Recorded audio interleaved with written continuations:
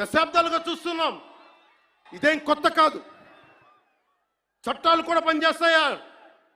చట్టాలు కూడా ఎలా పనిచేస్తాయంటే సనాతన ధర్మాన్ని పాటించే వారిపై వైపు నిర్దాక్షిణ్యంగాను, సనాతన ధర్మం పాటించే వారి వైపు చట్టాలు ఎలా పనిచేస్తాయంటే నిర్దాక్షిణ్యంగా పనిచేస్తాయి. అన్య ధర్మాలు పాటించే వారిపై ఎక్కువ మానవత్వం, దయ చూపిస్తారు. ఇంకా దూషణ చేసే వారికి కోర్టులు రక్షణ కల్పిస్తాయి. అయిన వాళ్ళకి ఆకులు, కాని వాళ్ళకి కంచాలు. ఇప్పుడు అది కూడా పోయింది, ఆకులు కూడా పోయింది, చేతుల్లో పెట్టి నాక్కోమంటున్నారు సనాతన ధర్మం ప్రాక్టీస్ చేసేవాళ్ళు. ఇదన్నా సరదాగా చెప్పట్లా.